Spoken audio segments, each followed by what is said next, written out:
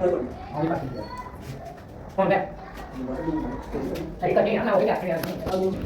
हालात हो गए हैं, इतनी ज़्यादा मुश्किल बन गई है। मैं जब ड्यूटी से आई हूँ तो ये जी बोर की नाली फट गई है, इतना ज़्यादा नुकसान हो गया है। मुझे समझ नहीं आ रही कि इतना मुश्किल अब इसको करते करते कितना वक्त लगे। एक मुश्किल जाती नहीं है कि दूसरी मुश्किल सर पे खड़ी हुई होती है। इस वक्त मैं इतना ज़्यादा थकी हुई हूँ और काम इतना ज़्यादा था कल के, मैं संडे वाले दिन पता नहीं क्या क्या करना था, और ये एक जो है आपके सामने ये अलग मुसीबत बन गई है। अब आके वो चेक करके गए हैं, वो अब इसका बोर करेंगे ठीक। ये कोई फट के अंदर प्रेशर की वजह से क्या मसला हुआ है, अब ये ख़र्चा अलग सर पे पड़ गया है।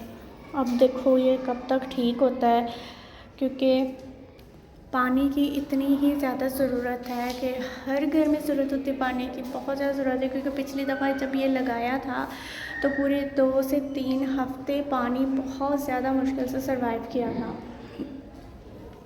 साथ वाली एक आंटी हैं, उन्होंने उनका बहुत ज़्यादा शुक्रिया मैं जितना अदा करूं कि उन्होंने मुश्किल के वक्त काम आया। आजकल के ज़माने में कोई भी किसी के काम नहीं आता है, लेकिन वो आंटी मेरे बहुत ज़्यादा काम आई। उन्होंने मुझे पानी वगैरह दिया, वरना किसी को आजकल के ज़माने में कोई किसी को पानी का घूंट भी नहीं देता, तो उन्होंने अपने घर से पानी मुझे इस्तेमाल करने दिया। अब देखो कब तक ये मसला ठीक होता है, ये कब तक होगा कब तक नहीं होगा कुछ पता नहीं है। बंदे बुला के चेक करवाया है, अब वो बताएंगे सुबह काम शुरू करते हैं, या अब जो रात के बिल्कुल 8:30 हो रहे हैं अब शुरू करते हैं, कुछ पता नहीं है। वो डिसीजन होता तो पता चलेगा कि वो कब इसका काम शुरू करेंगे, कब हमें ये पानी दोबारा नसीब होगा। मुंह धोने तक के लिए पानी नहीं, इस्तेमाल के लिए पानी नहीं है। अब हम अपने पानी का भी बंदोबस्त करेंगे। सबसे पहले तो मुझे भूख बहुत ही ज़्यादा लगी हुई है, मैंने आके फ़्रेश भी नहीं हुई हूँ। मैं अपनी आंटी की तरफ जाऊँगी, आंटी के घर जाके मैं कुछ फ़्रेश हो के आऊँगी। फ़्रेश हो के आके खाना शाना खाएंगे, तो देखते हैं क्या डिसीजन बनता है बोरिंग का, कि वो कैसे उसको दोबारा से पाइप वगैरह निकाल के चेक करते हैं कि पाइप कहाँ से फटा है कहाँ से नहीं फटा हुआ, उसको दोबारा जोड़ेंगे। और पूरा ख़र्चा कितना आता है ये भी कोई आइडिया नहीं है, लेकिन उनको ये बोला गया कि भाई थोड़ा हिसाब किताब रख के बताइएगा रीज़नेबल के, जो हम आपको पे भी कर सकें। तो ये तो एक अलग ही ख़र्चा सर पे चढ़ गया है। चलें कोई नहीं, मुसीबतें भी अल्लाह की तरफ से ही होती हैं, आती हैं। अल्लाह पाक इम्तिहान लेता है, लेकिन अल्लाह पाक उसमें आप लोगों को एक सब्र भी देता है। हम भी सब्र रखेंगे कि चले हमारे मसला हल हो जाए। मुश्किलात होती हैं, परेशानी होती है, लेकिन इंसान को अपना हौसला नहीं छोड़ना चाहिए। मैं सबको ये बोलूँगी, तो आप लोग मेरे लिए भी दुआ कीजिए, अपने लिए भी दुआ कीजिएगा। मैं भी आप लोगों के लिए दुआ करूँगी, अल्लाह पाक सबके रास्तों को आसान करे, सबकी मुश्किलात और परेशानियों को दूर करे। इसी के साथ मुझे दीजिएगा इजाज़त। अस्सलाम वालेकुम, welcome back to my YouTube channel. तो जो रात मैंने आपको एक क्लिप ऐड की थी, वो आपने देखी होगी कि बोरिंग जो थी वो पाइप अंदर से फट गया था। तो कैसे जैसे कर आके रात ही वो काम पूरा उन्होंने आके ठीक किया। तो सुबह मैंने मशीन लगाई, फेरे बना के रख रही थी कि चलो चादरें वगैरह जितनी भी धो लूँ, क्योंकि सर्दी अचानक ही इतनी ज़्यादा हो गई है कि ड्यूटी से आके काम करना ही बहुत मुश्किल है। कपड़े वगैरह मैंने धो लिए थे, बीच में ब्रेक वगैरह भी ले ली थी, थोड़ी सी सांस वगैरह लेकर फिर मैंने सहन धोने का काम शुरू किया है। संडे वाले दिन इतने काम होते हैं कि इंसान को वक्त का पता भी नहीं चलता है। काम करते करते मुझे कोई 3 बज गए थे और मैंने नाश्ता भी नहीं किया हुआ था, और अब मुझे एक और टेंशन नज़र आ रही थी कि नाश्ता भी बनाना है। तो मैंने सोचा पहले जल्दी ये सहन साफ़ कर लूँ, ताकि जब एक दफ़ा घर साफ़ हुआ होगा, काम वगैरह सारे ख़त्म हुए होंगे, तो आराम से मैं सब्ज़ी वगैरह काट के सब्ज़ी बना लूँगी। सब्ज़ियाँ जितनी भी देखो बहुत ही महंगी होगी लाहौर में। सब्ज़ियाँ को हाथ लगाना भी मुश्किल हो गया, बंदा रेट सुन के ही चुप कर जाता है कि यार कौन सी बंदा सब्ज़ी बनाए। लेकिन संडे का दिन होता है, चलो मैं सोचती हूँ घर सारा दिन अगर हम पूरे वीक में 4 से 5 से 6 दिन बाहर का खाते हैं ना, तो हमें संडे वाले दिन घर का ही खाना चाहिए। ऑलमोस्ट जो होती हैं, जो ड्यूटी पर्सन होते हैं उनका तो यही हाल होता है, उन्होंने कभी खा लिया कभी नहीं खाया, कभी बना लिया तो कभी नहीं बनाया। मेरा भी कुछ हाल ऐसा ही है कि कभी बना लेना और कभी नहीं बनाना। तो तो जल्दी जल्दी बर्तन धो रही थी कि बस ये जल्दी से काम ख़त्म हो जाए मेरा। भूख बहुत ही ज़्यादा लग रही थी, सिर्फ मुझे तलब हो रही थी कि मैं कुछ खा लूँ जल्दी से। किचन का सारा काम ख़त्म करने के बाद बारी आती है सब्ज़ी बनाने की। तो वो इतना कोई मुश्किल काम लग रहा था ना मुझे, मैं कह रही थी कोई मुझे काट दे बस मैं बना लूँ, लेकिन सारे काम खुद ही करने पड़ते हैं, तो ये काम भी खुद ही करना पड़ेगा।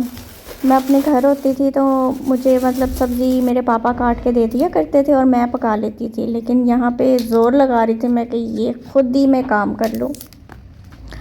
ये मैं कोशिश बच्चों की तरह बस तोड़ने पे लगे थे कि बस हाथ से तोड़ लो, लेकिन जब हाथ से नहीं इतने टूटे तो हाँ फिर हमने छुरी का इस्तेमाल करना शुरू कर दिया कि भाई छुरी से जल्दी जल्दी अपना काम ख़त्म करें, क्योंकि वक्त बिल्कुल भी नहीं था और कोई ऐसा बंदा नहीं होगा जो 3 बजे या 4 बजे नाश्ता करता होगा सिवाय मेरे।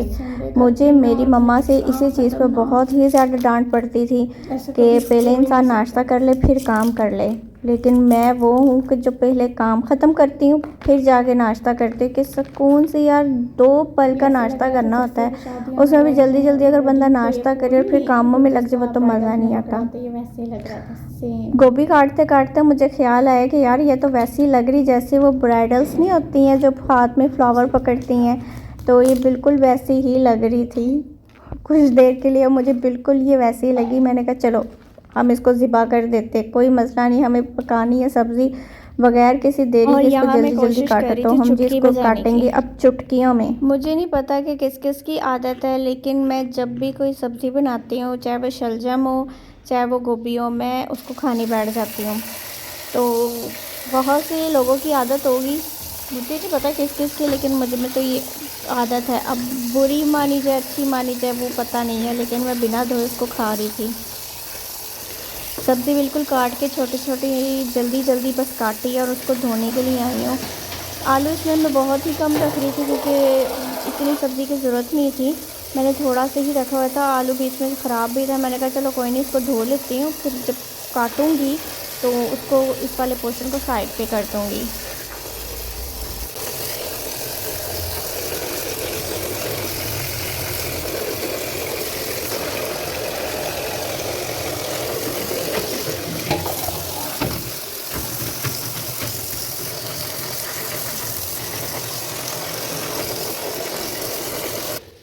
गोभी धो के उसका पानी स्ट्रेन करने के लिए साइड पे रख दिया था। दूसरी तरफ ही मैंने देचकी भी लगा दी थी चूल्हे के ऊपर कि चलो इसका पानी भी ड्राई हो जाए, इसमें ऑयल गर्म हो जाए तब तक।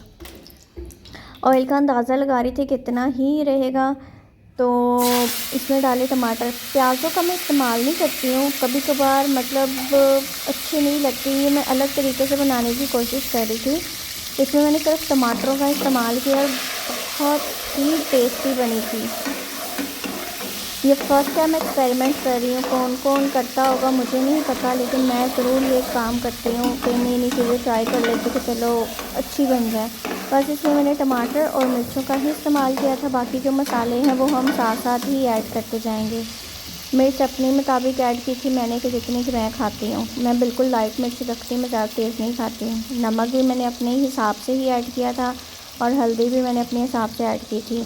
अब इसे मैं सुबह बिनिश के लिए भी लेकर जाऊंगी, क्योंकि पता है वो मेरा ब्लॉग देखकर ज़रूर बोलेगी कि तुमने बनाया और मुझे खिलाया नहीं। तो ये सोच के मैंने भी ये बना लिया कि चलो मैं बिनिश के लिए भी ले जाऊंगी और वो खा लेगी मेरे हाथ का कुछ ना कुछ। उसकी फरमाइश है एक चीज़ के जो मैंने उसको बना के देनी है, लेकिन वो मुझे थोड़ा सा वक्त मिलेगा तो मैं ज़रूर बना के दूँगी। ढाँप के इसको 5 मिनट के लिए रख दिया था कि टमाटर थोड़े से सॉफ्ट वगैरह हो जाए, क्योंकि खड़े खड़े टमाटर तो वैसे ही सब्ज़ी में अच्छी नहीं लगती हैं। मेरी मम्मा बहुत डांटती हैं, बहुत ही डांटती हैं अगर आप सब्ज़ी में प्याज या टमाटर कोई चीज़ उनको खड़ी मिल जाए, वो बहुत ही डांटती हैं। वो कहती हैं तुसी कुड़ियाँ मैनू छित्तर पवाऊँगी आगे जाके, थानू काम कहेगी थाड़ी माँ ने थानू काम करना नहीं सिखाया। तो अम्मी जी आप फ़िक्र ना करें, हम आपकी नाक बिल्कुल भी नहीं कटवाएंगे, हम सब्ज़ी बहुत अच्छी बनाते हैं। तो सब्ज़ी का जो टमाटर वगैरह जो थे वो पेस्ट बहुत अच्छे से रेडी हो रहा था। दूसरी तरफ मैंने बिल्कुल हल्की आंच कर दी थी और दूसरी साइड पे फिर मैंने कहा कि दूसरी साइड पे फिर आलू वगैरह काटने शुरू कर दिए थे कि चलो ये भी लगे हाथ काम जो है अपना ख़त्म कर लेते हैं। तो जल्दी जल्दी बस काटा है। वो जो आलू ख़राब भी था वो भी मैंने काट के साइड पे निकाल लिया था, क्योंकि आजकल हर जगह चीज़ जो है कहाँ प्योर आती। पुराने ज़माने ही थे जब चीज़ें जो बड़ी प्योर आया करती थी। अब तो कुछ भी नहीं है ऐसा प्योर, तो आप समझो कुछ भी नहीं मिलेगा पुराने ज़माने।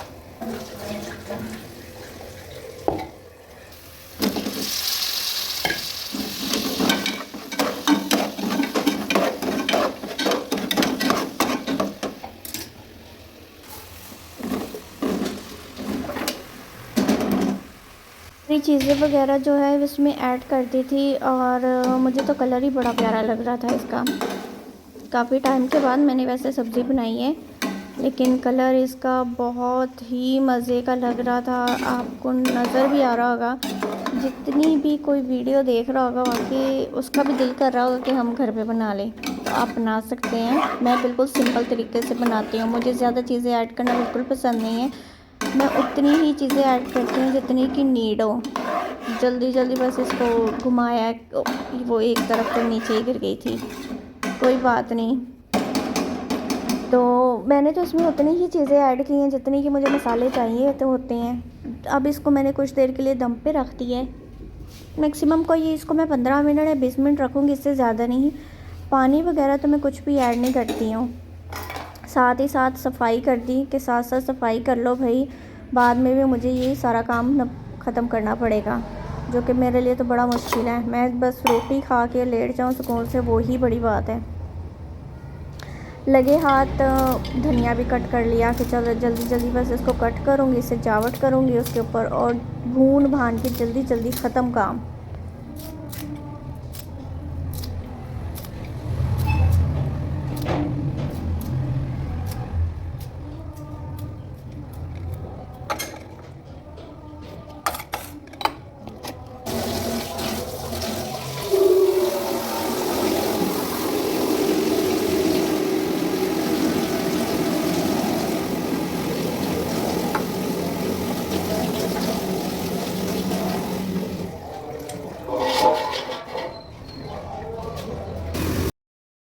अभी साथ में ही गूंद लिया कि चलो आटा गूंदा होगा, वो 15 से 20 मिनट पड़ा रहेगा।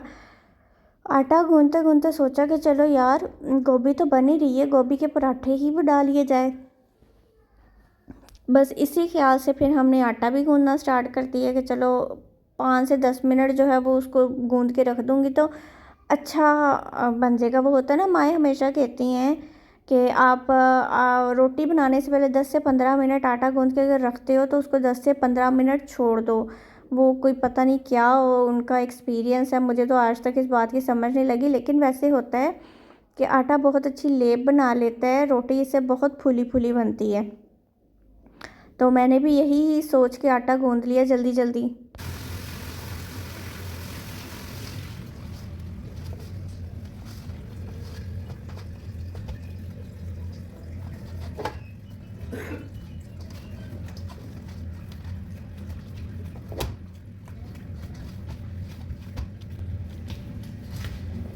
आटा आज मेरे हाथों से जितना गूंदा गया ना, वो भी बेचारा मुझसे पनाहे मांग रहा होगा कि बीबी मैंने माफ़ कर, मेरी जान छड़ हुण मैंने बख्श दे, क्यों अपनी भुख दा गुस्सा मेरे उत्ते तारी जानी है। तो जिसको भी गुस्सा आ रहा हो आटे पे ना निकाल रहा, वो भी बेचारे पनाहे मांगेंगे। मैंने बस जल्दी जल्दी आटा गूंद के ख़त्म की बात।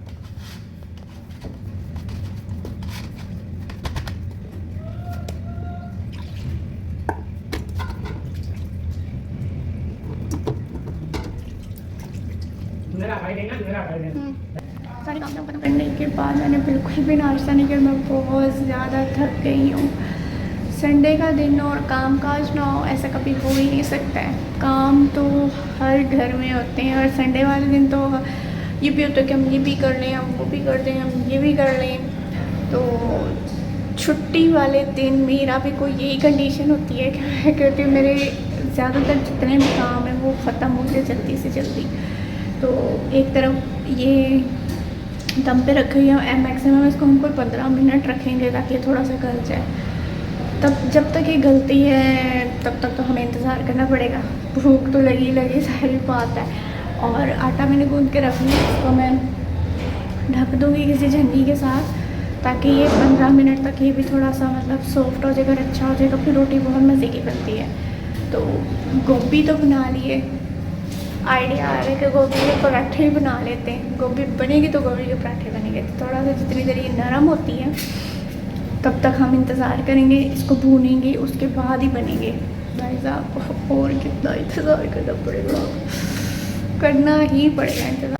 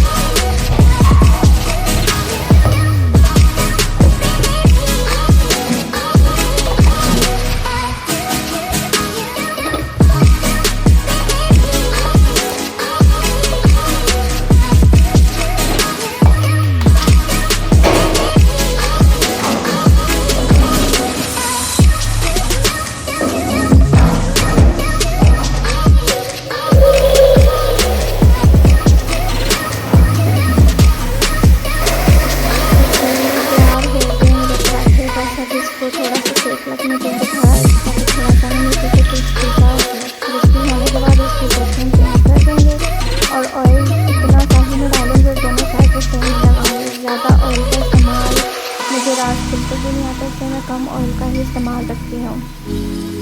दूसरी तरफ मेरी चाय बिल्कुल रेडी हो चुकी थी, तो इसको हम थोड़ी देर इस तरह घुमाएंगे ताकि थोड़ा सा ना क्रिस्पी बन जाए। मुझे पता है बहुत सारे लोगों के मुंह में देख के पानी आ रहा होगा और वो अपने घर वालों को लाजमी बोलेंगे कि आज आप भी गोभी के पराठे बनाएं।